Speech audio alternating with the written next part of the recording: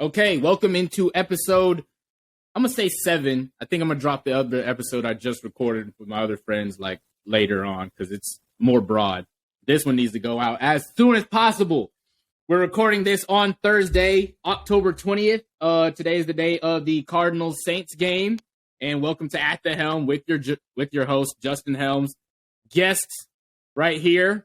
We'll let him introduce himself. I'm on his podcast all the time. I'm glad we finally get to get him on mine. My name is Jonathan Hooker.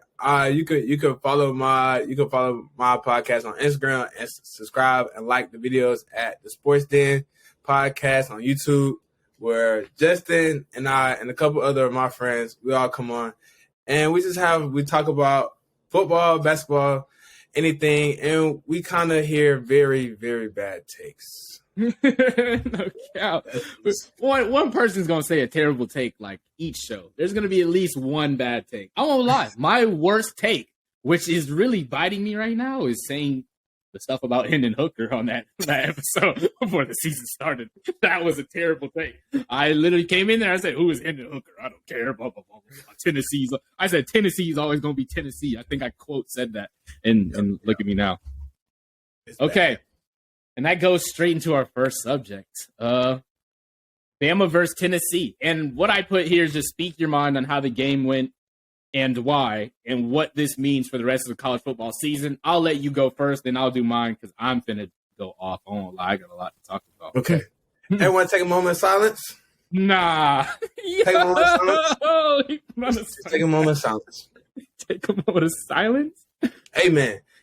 Okay. Like I said before, how it comes down, it's like this. Alabama doesn't have that generational defense. That's just when the offense scores 14, Bama wins the game. They don't have that anymore.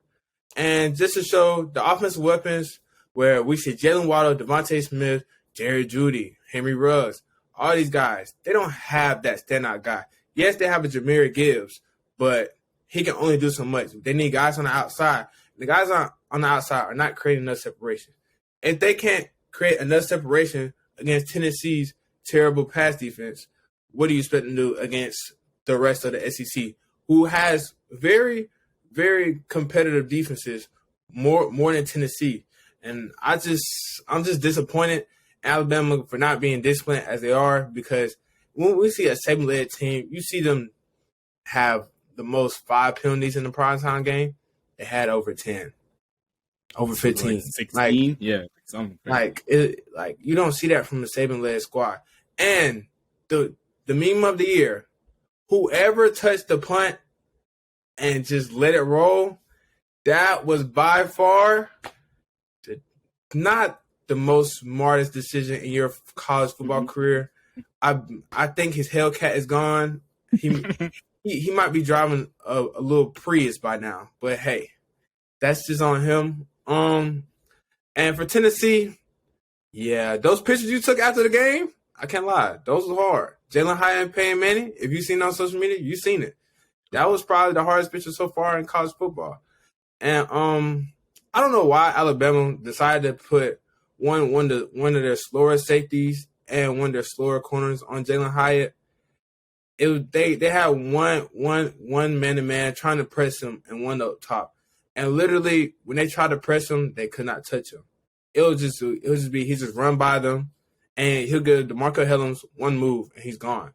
Like all we heard preseason was Alabama's defense is gonna probably be better than Georgia's. We're like, okay, y'all have the names, that's good, but now it's like, where have these guys gone? Will Anderson, he's getting double teamed, so I can't expect too much from him. Dallas Turner, where's the 10+ sacks? I don't know what he's doing. Henry To'oTo'o. Great name. I love the name, but terrible at covering. You can't cover nobody. The only person you can cover is probably Latu on your team, and that shows in the game. I mean, Jordan Battle, you're supposed to be a first round draft pick. It looks like you're going third round, but no signing bonus. DeMarco Hellams, practice squad invite. That's you. Terry Arnold. No signing. Just become GA. Just become a graduate assistant. You need just coach somewhere. You need to stick to basketball. Kool-Aid. Yeah, I ain't gonna lie. if I'm an offensive coordinator, I'm going to target you every game because you're bound to give me at least 3 pass interferences. Simple as that. Jordan Battle, third rounder, Kool-Aid. Did I miss anyone on defense? Nah, not that I can think of. Yeah, that's about it. All the DBs, you got toe in there. I would slide DJ Dale, but I'll talk about that. He did okay. He didn't do that bad. He did okay. Yeah. I'll give him that. All the touchdowns were on the same 2 people, literally. Arnold Helms. Every time I see DeMarco Helms on that side, it's like, yeah, deep pass. And then Malachi Moore got cooked some. Yeah, but here's the thing. There was no push from the defensive lineman. None. Hendon Hooker had all day in the pocket. Literally, Hendon Hooker stood. I seen the last 18 seconds. I was like, oh, Will Anderson's going to come up with the sack. They're going to overtime. Hendon Hooker threw a strike. He moved the ball in 18 seconds. Too easy. I was to win them the game. I was like, yeah, Monday meeting's gonna be one for the books. And then I have to applaud Bryce Young, even though I hate him, but Bryce Young is probably the calmest quarterback I ever seen in college football ever. He literally told his sideline to calm down on 4th and go.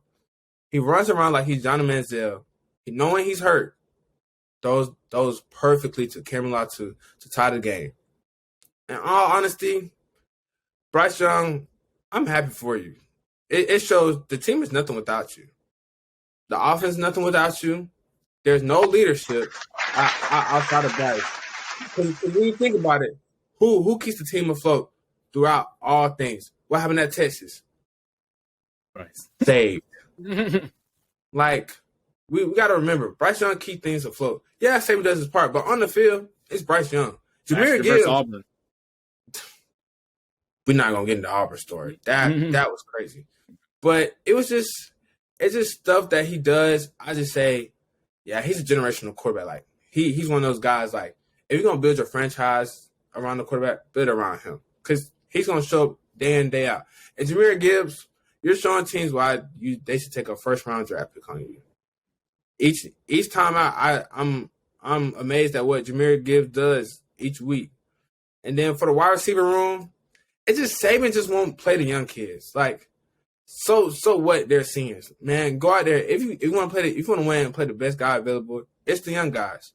I think this team is similar to the 2018 team where I won a championship, 2nd and 26. Where who caught it? Devontae Smith, sophomore. Yep. Judy came in. Water was in. All these young guys was in. Tua came in. It's just like play the young guys. Like the young guys are showing you. They're better than the older guys between Jermaine, Tayshawn. You have JoJo Earl, Isaiah Bond, all these guys who show, and Kobe Prentice, who all show you they're better than those two. Why are they getting more burn on the field? Because they can block better, maybe? Y'all don't even run the ball no more like that. Y'all don't. The way Jahmyr Gibbs run the ball, literally, it's a swing pass, or it's a little toss, or it's an RPO. That's all y'all do. It's okay to usually stretches around the corners, like stretches or a counter. They love a counter. Oh yeah, that's it. It's just like I'm just disappointed. And then the kicker, I love y'all. I love you guys, kicker. He just sells y'all every time. Like it never fails him. He just sells like at perfect times, and I'm just in shock. But like I said, Justin doesn't want to admit this, but the crowd at Neyland Stadium was perfect. I'll agree with you on that. I'll agree with you on that. Look, the crowd affects the game so much because I remember one position, Alabama got 3 straight false starts in a row. I was like, yeah, it's about that time. And then one thing I can say, if you want to be Alabama, you have to have a quarterback who is capable of putting up a great performance. Hendon Hooker did, Johnny Manziel did. You have to think Deshaun Watson did. Stinson put up a decent performance, but it wasn't great. I'll say that. I'm a Georgia fan. It wasn't great. It was serviceable. Yeah. And then you got to think those LSU times. Yeah, Joe Burrow. It's just Cardale Jones in that game against Ohio State, like 2014. That doesn't count. Zeke had like 4. Zeke had 4, but Cardale was still doing what he needed to do, bro. No, he didn't. He didn't throw it. He ran one in. He didn't throw one. Because don't touchdown I remember was when they did a reverse. Michael Thomas. No, that was Devin Smith. It was a reverse. Literally, Cardell didn't throw one against that. I can swear you. It was literally Devin Smith. But no, it's just if you want to win against them, you have to have a team and a quarterback who's willing to put up a great performance. That's what I believe. Yeah. Well, Bama fan, go ahead. My turn. I mean, you I won't lie, you articulated that almost perfectly. I love what you said about the DBs is definitely going to end up on TikTok because that is hilarious. That's actually how I feel. Them DBs are not good. But I feel like I'm going to touch on multiple things, but the underlying thing in this game was Bama got outcoached. I won't lie. I will admit that Saban got outcoached. Whoa. Saban, Pete Golding. I will say it's crazy because Bill O'Brien probably had his best game offensively calling plays wise that we've had this season, and he still got outcoached. So it doesn't matter. And I'm going to touch on reasons why. Number one, the penalties. The team's undisciplined. Those guys go out there every week, and like Saban said in that press conference, 2-3 days after the game, there's too many guys on that team that think they just have their position just because they have their position because their name is who they are. These guys include Trayshawn Holden. They include Jermaine Burton, DeMarco Helms. That's one of them. DJ Dale, Henry To'oTo'o. These are all guys that should not be on the field. And I've been saying this since last year for most of them, which is crazy that we're still seeing them now as starters. DeMarco Helms, especially, I've said this since literally midway through the season last year when we played Florida. I said this with Henry To'oTo'o for most of the season last year. He has no coverage skills. He's missing a lot of times, even in his run fits. He's too busy thinking about what everyone else should be doing, and he's not doing his own job because everyone wants to praise him for he's the quarterback of the defense. He doesn't play well. That's cool. He can call plays and he can put people in place, but what is he doing? He can't even lead the team that way because they look at him and they see he isn't holding his own either. So why do we got to hold our own? So I think that is a problem. And that's why I said coaching for that, because those guys shouldn't be on the field. You should be able to witness in practice the players that are better and the players that aren't. And there should never even be a press conference where Saban is talking about, oh, these guys think they have their job made as an open competition for everybody. It should have been that in the first place. Why did they come into the offseason thinking that there was going to be guys nailed into their positions? That is your fault. I don't know why he can come up there and try to blame that on the players. You put those players in place to start. You chose the starters. Bill O'Brien, you, and Pete Golding all chose the starters. That is your fault. It is your fault that there is 16 penalties. That doesn't make sense. These guys, these DBs should not be committing that many pass interferences. Saban, you are the DB coach. And that was the worst part of the game. That was the worst position group on the field for Alabama by far. It wasn't close. Absolutely. Malachi Moore is getting burnt. He's out there. Honestly, he should be one of our better corners. I don't know why he doesn't play more. He is getting burnt out there committing pass interference. Terrion Arnold got beat up, which I won't lie, that surprised me. Terrion Arnold, to me, throughout this season, has probably been our most solid corner, and they found his weakness. DeMarco Helms, I could have told you anybody in Tuscaloosa and freaking 150 miles close to it could have told you DeMarco Helms is not covering anybody deep. He's not good enough to cover anybody deep. He's slow. He is a box safety. He plays like Landon Collins. Why are you out here trying to play him all the way deep? It doesn't make sense. Jordan Battle's a free safety. We didn't hear his name called once. That's because he was covering well. People weren't targeting him. Why is DeMarco Helms deep back? Never makes sense. And then Pete Golding, I don't know how you don't prepare for Will Anderson getting double teamed. You know that Will Anderson, as a pass rusher, is easily our best pass rusher. You've seen that Dallas Turner hasn't fully showed up this season. You know DJ Dale can't really pass rush. First of all, I don't know why Jaheim Otis and Jamil Burrows aren't in, because they're both better than DJ Dale as pass rushers, especially in the run game. They're not far behind, but since they're freshmen, they can't start. Once again, coaching. And Pete Golding, going back to what I was saying about Will Anderson, I don't know how you can't figure out a way to get him more open. You've seen this happen before. We saw it happen in the Texas A&M game last year. We saw it happen against Georgia in the championship. They nullify Will Anderson so easily with the double team, and rather than doing different stunts or moving Will Anderson around or doing something different to try to help him, what do? You start dropping him into coverage. He's covering guys now in the flat. Will Anderson, I would love to understand how in the world that makes sense. I want to sit down in a meeting with each one of these coaches and watch plays and say, okay, so what was the thought process? Because I can't sit here and tell you what it is. Bill O'Brien, like I said, had his best coach game, but the reason why he gets fault too, the receivers that should be starting aren't.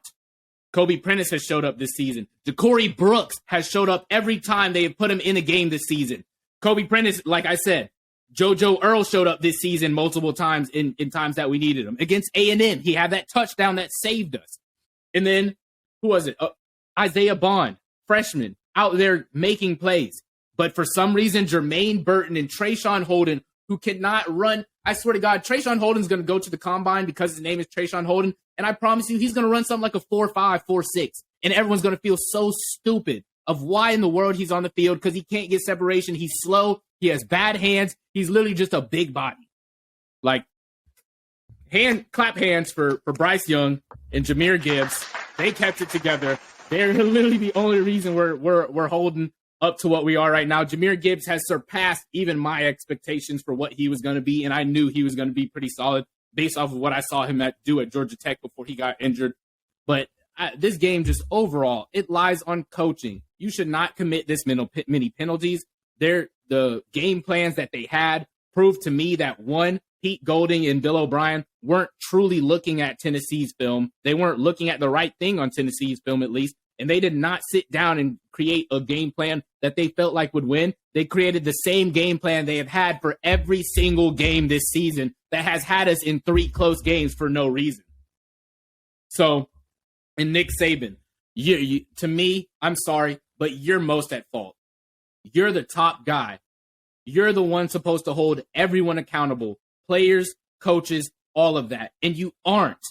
Pete Golding has been here since 2018. That's the longest we have kept a defensive coordinator other than Kirby Smart. And Kirby Smart only stayed there because he loved coaching with Saban. And once he got that chance with Georgia, which he was waiting for, he left. Pete Golding this is the longest we've kept a defensive coordinator. And that should tell you something. Because all our other defensive coordinators get hired after 1 year because they look good. Bill O'Brien has been here for too long. No one wants to hire him either because it looks terrible. And you aren't holding these guys accountable. All you do is yell at them on the sideline in your headset, and they still go out and do the same thing. Put Bill O'Brien on the field like you did with Lane Kiffin since you can't trust him. Why haven't you done that yet? You brought Lane Kiffin in. You were iffy about him because of his issues before, because of what had happened. Bill O'Brien had issues with the Texans too. Why is he not on the field? Why are you not yelling in his face every time that something happens? It doesn't make sense. It's just there's too many things that have went wrong overall. And yes, you can blame a lot of players being in wrong positions and not doing things the right way and stuff like that. But to me, overall, it just comes down to the fact that these coaches are not making them disciplined enough. They are not drilling into their head that you will not play if you don't do the right thing, that you will not get that Hellcat if you don't do the right thing. You won't go a number one pick. You won't be in that draft at all, maybe, if you don't do the right thing. You will sit on this bench and you will figure it out, or you're going to have to figure out a way to transfer and find another team because you're not going to play here because we got players better than you. So there's just so many things. And I'll go away from coaching and everything like that. I will say that, once again, there are players who are playing bad beyond coaching. I think Helms plays bad beyond coaching. I will say that. I think that you can only coach a guy like Helms so much, especially when you get burnt 3 times. If you get burnt 1 time, that should be enough to let you know, let me get back. Why am I lining up right on top of this guy? I'm not as fast as him. He's going to beat me every time. and they run that same bunch set where they're doing the same crossing routes on the bunch set, and you're not prepared for it a second and third time, I can't blame that on coaches. Yes, coaches have to make in-game adjustments, but if that's not happening, as a player, you have to be smart enough to recognize the things that a team is doing and what they're attacking and be able to be like, okay, now let me go and do this. So, and Bryce Young does that. He calls his own plays half the time. You can't trust Bill O'Brien. So, yeah, there's a lot of players on that team that have folded overall as coaches. And then I will get into penalties. Yes, I do think that there were some penalties called on Bama that were kind of iffy. On the pick play for Kool-Aid. Kool-Aid's 40, 50 yards down the field. And now the flag comes out, and then you watch the play, and Malachi Moore is there on time. It doesn't look like a flag. Bryce Young got hit in the chin 2-3 times. They didn't call it targeting. Even after they reviewed it, they decided to not call it targeting when it was pretty obvious to, I think, most people who were watching the game. And then Isaiah Bonds getting absolutely mauled down the field. Even if that's not a pass interference, he literally got his face ripped like this across his head. It should have been a face mask at the least. I don't know how things like that aren't called. That's my only problem. It's not that I don't think Bama did commit a million penalties. Because if you go back and look, there's a lot of those penalties that are true. Kool-Aid was committing pass interferences. Terrion Arnold was committing pass interferences. Our O-line was holding in false start and offsides, all of that stuff. But you have to call it both ways. That's my problem, is that it was only called for Bama majority of the time. Even when there was obvious penalties on Tennessee, there weren't flags thrown. And then Will Reichard, oh yeah, let me go back to Bill O'Brien before I go to Will Reichard. It's the last drive of the game. You get down to what? The 40-yard line? Yeah. You're in field goal range, quote unquote, which is, yes, that's the max field goal that Will Reichard has made. He's made over a 50-yarder before, but it was in the center of the field, 1. 2, he's only made like 1 or 2 of those in his career. He's our best kicker that Alabama's had in a long time. But for you to think that, oh yeah, we're in field goal range, instead of running the ball to run the clock out and then kick a field goal as time expires and win the game, because they hadn't stopped the run. Tennessee could not stop Jahmyr Gibbs. They would have easily been able to gain, I think, 10 to maybe even 20 yards off of running just 3-4 times. But instead, you go out there and you throw 4 passes, making it so that the clock stops every time and not a single one of them is completed. And they're bad pass calls, they're bad play calls in general. What? Like, that makes no sense. I can't even be mad at Will Reichard. Will Reichard was put in a terrible position. He's all the way off to the right, kicking a 50-yarder when you could have had a 20-yarder in the middle of the field. It doesn't make sense. Or a 30-yarder in the middle of the field. There's no, as time expired too, there's no logic to the choices that have been happening for what has been going on with Bama. And that's why I said, overall, it goes down to coaches. It has to go to coaches. This is an undisciplined team. And this is a team that doesn't play football for the love of playing football at Alabama. They don't go out there every week and want to rip someone's head off because they're on Alabama's defense. They want to prove that they're better than everyone and more dominant. They go out there so they can get their NIL deal, they can get their little check, and then they can go play on Sundays and get that one rookie check, and you'll probably be out the league after that. Because I don't see how any of these guys are going to show up. But we'll see. It's crazy because there's so many players that we've seen with Bama that didn't play well at Bama and then somehow turned up when they got to the league. Trevon Diggs, one of them. But he was not doing this when he was at Bama. He was not a lockdown corner. I'll let everybody know that right now. Yeah, he was getting cooked. I don't know where this came from. Jalen Hurts, he's turned up once he got to the league too. I don't know. He turned up when he left y'all and went to Oklahoma. He still had problems at Oklahoma to me. He was in the Heisman race. Was he ever in the Heisman race at Bama? No. His first year, I think, his freshman year when he brought us to the championship. LOL. Anyway. I'm pretty sure he was. And then who else was it? Damian Harris was not as good as he was when he was in Alabama. Oh, he was so bad. Yeah, he was getting played up. Josh Jacobs, Damian Harris was our starter, and Josh Jacobs was playing over him, and then he ended up. But not to get off topic, what I said, this game is on coaches, man. This game is it's really on coaches. Like, it's hard to really choose anyone else. If your leading receiver is Cameron Latu, 90 yards, you're not having a good day. Like that's absolutely that is terrible. Like that actually pisses me off to a level I can't even speak to. And the next leading receiver, who is it? Ja'Cory Brooks. And I bet you, if you go look at their snap percentages, Trayshawn still played more than him. Trayshawn was the least receiver on the field. 1 catch, 20 yards. I remember that catch too. Yep. Jermaine Burton had 1 good catch. That was it. That was it. It just doesn't make sense. It doesn't make sense at all. I really truly don't think Pete Golding or Bill O'Brien sat and watched film before they went into that game, especially not Pete Golding. I don't think he looked at anything before he went into that game. Nah. But I'll say this, Josh Heupel is probably like up there with Kiffin with play calling for offense. Like his plays were fantastic. Like he got everyone going. Yeah, and that's the other thing. After all that being said, I do give credit to Tennessee. I'll clap it up for y'all. I hate it. I said this at the beginning of the show. I hate it. I won't lie. I was like, Hendon Hooker, who? What are we talking about? I don't know who Hendon Hooker is. I don't know where he came from. The man's 24, 25 years old. He's older than some quarterbacks in the NFL right now. Like, I don't know. That's what you're going to get now. Yeah. Literally. Because these guys be transferring, bro. Like, no, it's because of the Kobe year. Yeah, the eligibility. Year and they're transferring. Yep. So basically, like, all this Kobe year stuff, you're going to see older prospects, and people are going to shy away from it. But at the end of the day, would you rather have an older finished product, or would you rather have a project? That's what going to come down to for the NFL teams. And if I'm an NFL team who just needs a quarterback who can be sustainable or be okay or a little above average over for like 3 years, I'm taking Hendon Hooker. But I mean, that's just how it is. Yeah, it is like that now. A&M had to make that choice. They went out and got Max Johnson because they realized Haynes King was a project. Max Johnson isn't a great quarterback, but he's a game manager enough to get you by. You know what I'm saying? Like enough when you have a decent offense, you know? So, yeah, I agree. That is how it is nowadays. But I have to clap it up. Josh Heupel, Alex Golish, I keep messing up. I say it different every time.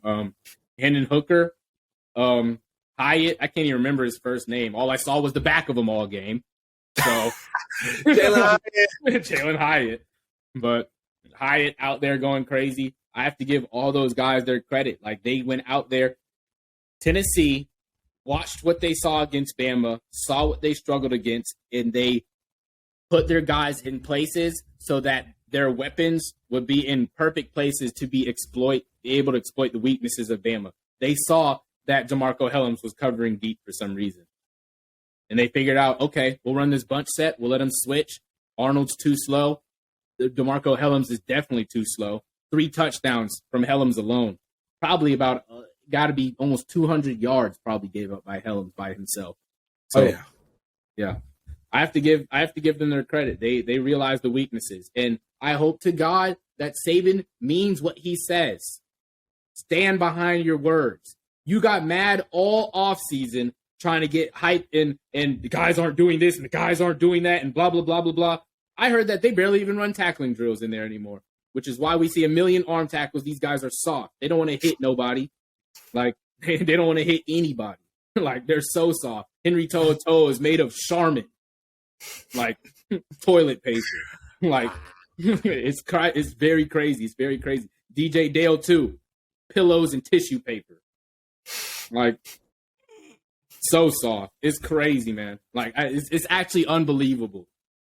It's truly unbelievable. So I really hope he stands behind what he says, that these guys do not have their positions locked down, that DJ Dale, To'oTo'o, guys like that won't be on the field. I told you this, Jalen Moody. Well, they didn't say Jalen Moody, but they said there was a senior linebacker that went into Saban's office and got mad saying that we don't have bad MFers on the field and we need a lot of bad MFers, and I'm one of them. And it was a senior linebacker. Jalen Moody, I've been saying this since not spring of 2022, but spring of 2021, that Jalen Moody should be a starter on the field. It didn't make sense why he wasn't a starter last year over guys that literally were hurt almost the whole season. He's good at stopping the run. I will admit, he's not the fastest guy, but he's smart enough to still be in position during coverage. I can't say the same for a guy like To'oTo'o. Deontay Lawson has showed me more in his 2 games playing while Moody was hurt than To'oTo'o has all season. So the 2 starters should be Moody and Lawson. So Moody and Lawson should be playing. Jaheim Otis should be playing. Jamil Burrows should be playing. Kobe Prentice, Aaron Anderson, JoJo Earl, Ja'Cory Brooks. I'll even say I don't know where Tyrell Harrell has been all season. Why is the O-line still switching in and out? Why am I seeing Emil Ekiyor when he is folded all season? Why is Booker not in? But why is Darian Dalcourt in over Seth McLaughlin as a center? There's so many things that just don't make sense. So it boils down to coaching. I hope to God he stands behind this word and that there's players that are benched because they are not good players. They can't play football at a standard that Alabama does. They can't play championship level football, which is what Saban always coaches and talks about. They're not doing it. So stand behind your word, Saban. I hope you can do it. That's all I have to say. I'm done with my rant finally. Okay. With that, now with Tennessee beating Alabama, it just shakes up the whole college world because when you think about it, USC lost. If USC would have been undefeated, we could see a possible Pac-12 winner. And they might have been in the top 4. But now we don't. Now, when you think about it, the biggest matchup of the year so far, it was last week. Now it's going to be Tennessee versus Georgia. But both teams have to take care of business first, with Tennessee having to play UT Martin and Kentucky before they play Georgia. I just think the Kentucky game can be a trap game for Tennessee if they overlook Kentucky and just look forward to the Georgia game because they still have a solid quarterback in Will Levis and a solid defense and a solid run game. Facts. They're just a solid team overall. I feel like if they overlook that, then they may slip up and upset a team. I think they could. Kentucky does have the offense to be able to do it, and their defense, I will say, is, in my opinion, better than what Bama's is. So I think that they could be able to at least slow down Hendon Hooker if they're able to put some points on the other side. I pray to God they don't, because if Tennessee loses, Bama just looks that much worse. I need Tennessee to win out the rest of the season. I need them to win every single game from here on out until they get to the SEC championship, where hopefully Bama meets them and beats them. So Tennessee won't, but I like your enthusiasm, Justin. I love it. But what Georgia has to do, Georgia has to take care of business with Florida first, because all in all, Anthony Richardson, he's an athlete at quarterback. Like, he has potential to be a better thrower. But at the end of the day, he's gonna use what he's comfortable. He's gonna use what he's comfortable with. Facts. The most. That's his legs. He's used to running. He's used to making plays with his feet, and we see that time and time again. And Ohio State needs to win out, but them versus they Michigan went out easy. I'm not gonna lie. I think they went out easy. Ohio State versus Michigan is gonna be the closest game they've had all year, and I still think it's gonna be by 14. I ain't gonna lie. I agree with you, because here's my thing. Both teams are polar opposites. Ohio State's great at throwing. Michigan's great at running. Michigan, the difference between Michigan pass game and Ohio State's run game is so much bigger, because they have TreVeyon Henderson, then they have the running back, the other freshman running back, who put up at least, I think, 5 touchdowns in the game. Yep. It's just like J.J. McCarthy can only do so much, and it's like they're running. Ohio State can match Michigan's run game if they wanted to, but they choose not to, because if I have a Marvin Harrison, a Julian Finley, JSN, like, if I have those guys on the outside, of course I'm going to throw it. Plus, I have a CJ Stroud, who's a potential number 1 pick. Yeah, I just think it's going to work like that. And then it's possible to see 3 SEC teams in the college football playoff, but the media would hate, because they would say college football playoff only respect SEC. Well, if they hate us, join us. Mm-hmm. Come. Texas and Oklahoma are. Where's the rest of the people? Exactly. I mean, it is absolutely possible. And ironically, the team who it lies on the most is Alabama. They have to win out, and they have to win the SEC championship. If they lose that SEC championship and they have 2 losses, they're no longer in it. Because no matter what, whoever wins that Georgia-Tennessee game, that will be 1 loss. but that means they won't go to the SEC championship. Therefore, they will most likely only have one loss for the rest of the season. And then the other team, if they lose to Bama in the SEC championship, that makes a one-loss Bama, a one-loss Tennessee, and a one-loss Georgia. So that means, I'm sorry, Clemson, it depends on how the college football playoff committee is feeling. It's really up to their discretion at that point. You don't have any promises that you're getting put in there after playing the All Cupcakes Conference all year. So I'm not going to – All Cupcakes Conference, ACC. The ACC has not been cupcake. If anything, it's been the Big Ten. Big Ten has not been cupcakes.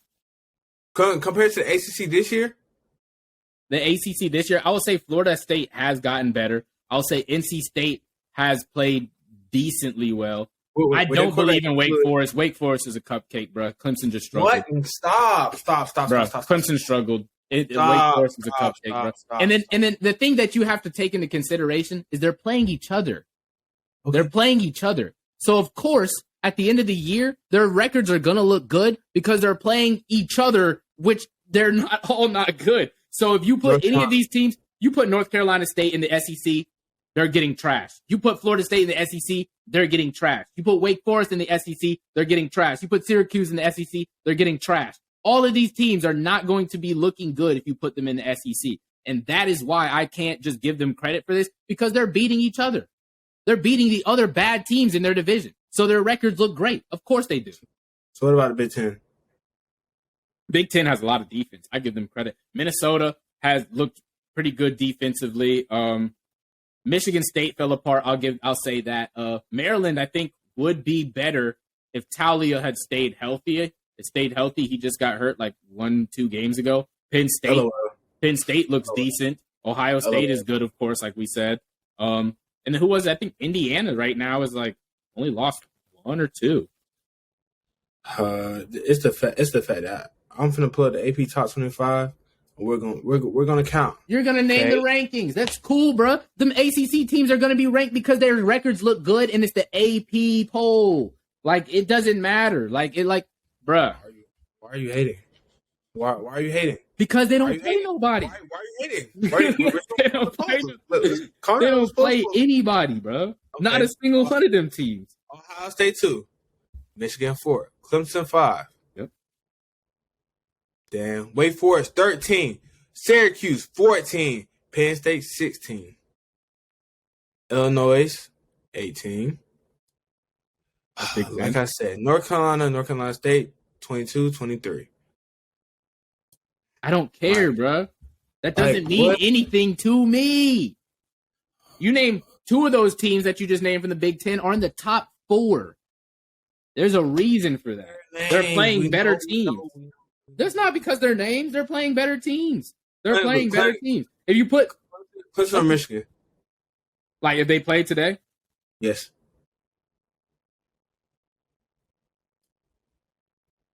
That's a toss up. I would. No, it's not. I'll lean. It's really not a toss up. I think it is. I will lean Clemson because of Dabo Swinney and their quarterback. Okay, so what? Literally. That's one team you named though. Go look. Okay. Let's do this then. Michigan or what was it? Wake Forest. Michigan or NC State. Michigan or North Carolina. It's not the same. Illinois or North Carolina or NC State or North Carolina. I'm still picking Illinois. Penn State versus North Carolina, NC State, Wake Forest, Syracuse. Syracuse might be the closest one. Wake Forest is so fake to me. I do not believe in them. I've seen them. What makes Wake Forest fake? Just let me know. What just name me 3 things that make them fake. Bro, their defense is not as good as people think it is. They play a lot of teams that just can't put up points like them. They won by 1 point to Liberty, 37-36. Liberty's not bad. And the rest of the teams they played have not been good. Army, Florida State might have been their second best game. They played Vanderbilt, VMI. Next week they play Louisville. They're 3-3. The ACC is terrible, bro. They have a bunch of ranked teams because of the fact that they don't play anybody, bro. They play each other. Like I said before, Wake Forest is not a fraud. It's definitely a fraud. But it's okay, Justin. You're a little salty about last weekend, and I'm just stating the facts, bro. I'm telling you what I see. I've watched these teams play, bro. When I watch ACC games, it is visually unpleasing. I'm like, what am I looking at right now? This is not good football. Like, so no. Same way with Big 12. It's all offense. It's okay football. Okay. But I'm gonna move into my next question. Because I said, what does this mean for college football? We kind of already talked about that. Like, that's kind of what we just like went on that rant for. Like, what does this mean? It means that there is a very big potential that 3 SEC teams end up in the college football playoff, which is extremely wild. The other conference are not going to let people hear the end of it, especially not Dabo Swinney if he gets left out. He's going to raise a riot. They're going to have to bring in that 8 or 12 team playoff next year. If that happens, they're going to be so pissed. So I'll say, but my other question, because I said this, that it is likely that there's 3-team playoff, but I thought about this scenario. In my honest opinion, if I'm Alabama, I don't want to play Tennessee again. Sure. Like, you can have a revenge game and everything like that. But I would much, much rather play Georgia and then play Tennessee in a playoff game. I'd rather play Georgia in the SEC championship and play Tennessee in the playoff game. So it's kind of like it's like a hate-love. I want Tennessee to beat Georgia because I hate Georgia and I don't want to see that. I want to see Georgia fall. I won't lie. But if Georgia wins that and they play us in the SEC championship, I'll feel way more comfortable with that than Tennessee playing in the SEC championship. And the main reason is because Stetson Bennett, that offense for Georgia, I don't think it can, it can't match Alabama shot for shot if it becomes an offensive game. They're not matching it. Whoa. Wait. If it becomes a shootout, if that game goes over 35 points, goes over 35 points, Georgia's not winning. I said the same thing for Tennessee against Georgia. If that game goes over 35, 40 points, I don't see Georgia winning. Stetson cannot hold up for that long. Stetson cannot hold. Right. No, I don't care how bad Tennessee and Alabama's DBs are. I don't see Stetson holding up for that long. I would much rather play that offense than play Tennessee, who's going to match us blow for blow every time and is going to go to whoever has the ball last, like it did in this game. Okay, but let's do this. Since you want to say that, okay. Alabama wins quarterback. The quarterback battle. Y'all have Bryce, undoubtedly. Jahmyr Gibbs. We've been the running back battle. Our best running back. Y'all got that. Wide receiver room. We still have it. Go hand in hand. Don't start. Ladd McConkey you know have won. Ladd McConkey. If you're saying A.D. Mitchell. Bro, stop. Are you stop. Brock Powers, Darnell Washington, and Kenny McIntosh have more receiving yards than A.D. Mitchell right now. He's hurt.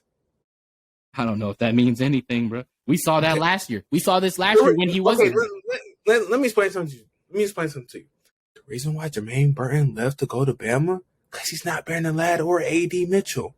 I realize that. I'll give y'all credit for that because people said that and I didn't want to believe it. I thought it was Stetson. I'll give you credit for that. Okay.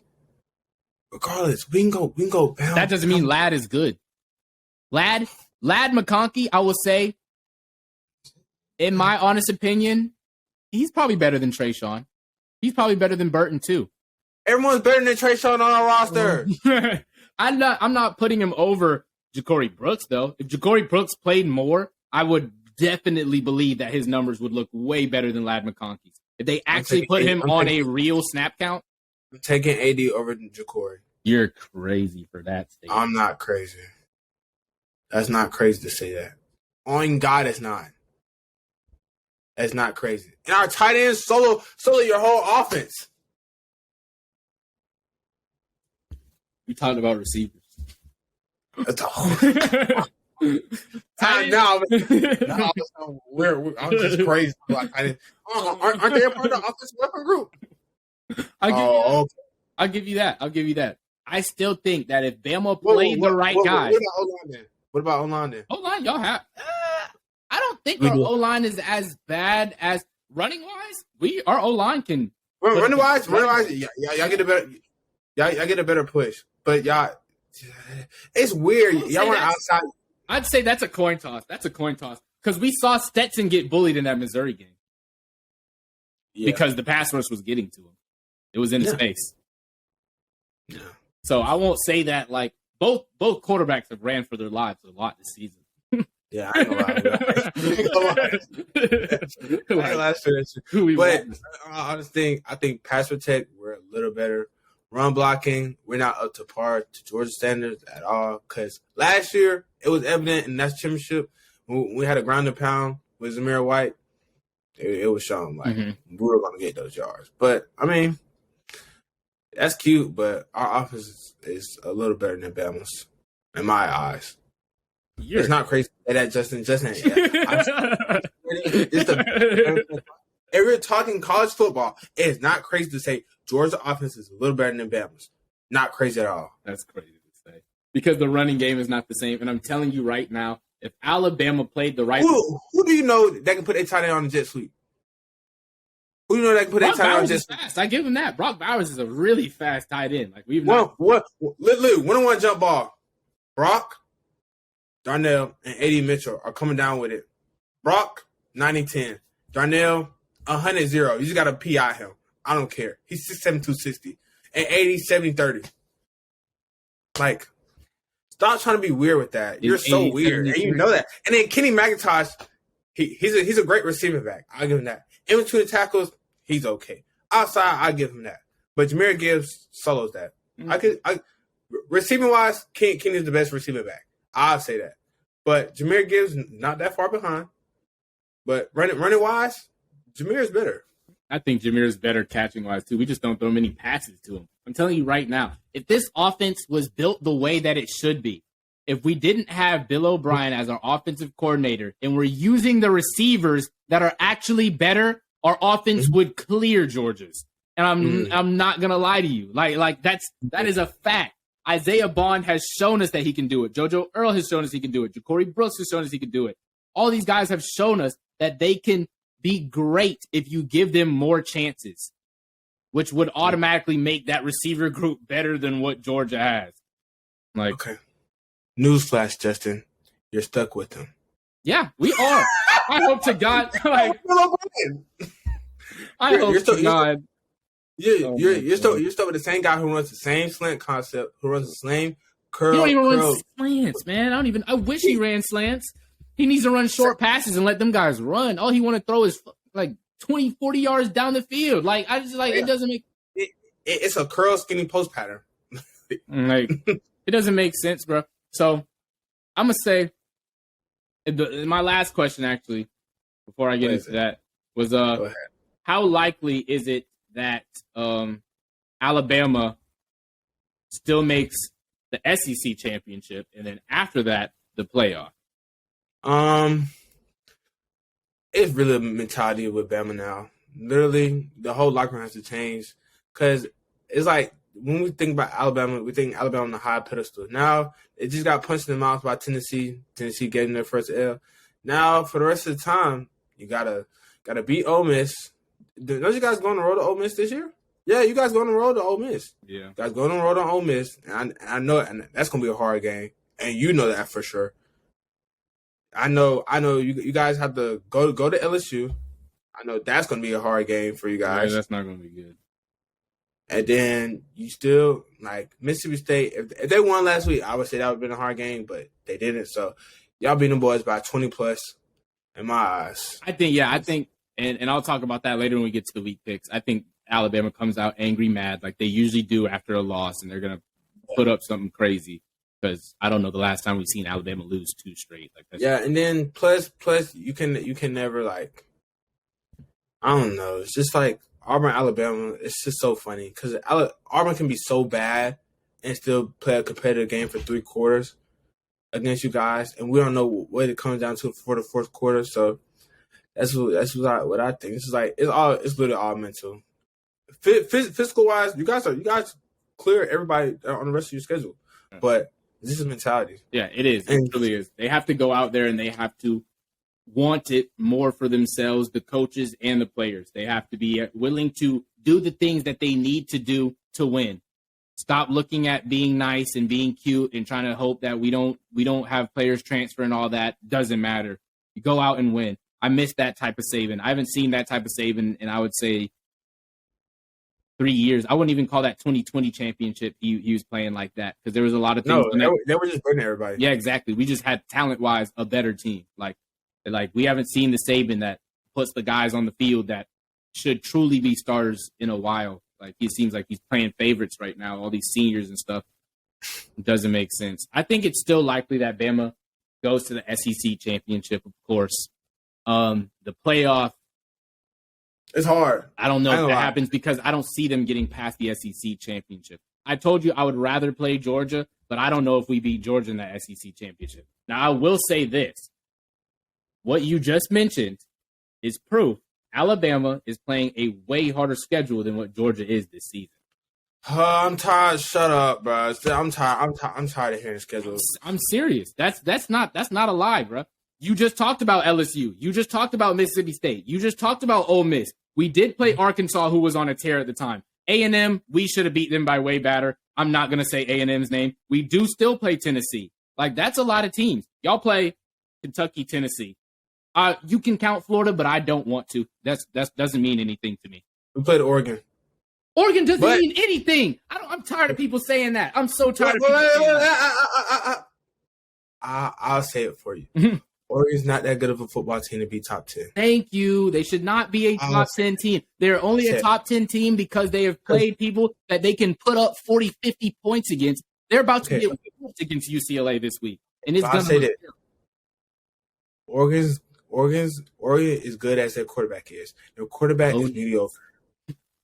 I'll say that. Justin, did I cover everything for you about Oregon? Yes. Okay. I clipped that. I'm putting that on TikTok because I need it from another Georgia fan, because I've had some Georgia fans on Twitter trying to convince me that Oregon is a top 10 team because of because of the rankings, because of the AP poll, because of the AP poll. Are we really using things on the AP poll? Are you serious? Like, we've seen what they've done before. Like, I'll say this. Has Oregon played Washington yet? No, I don't think so. Literally, Oregon has to go through a gauntlet. They have to go through Utah. They have to go through UCLA. They have to go through USC. They have to go through Washington. Yep. Oregon's best win. They're not going for it, though. Exactly. Bo Nix cannot outdo Michael Penix.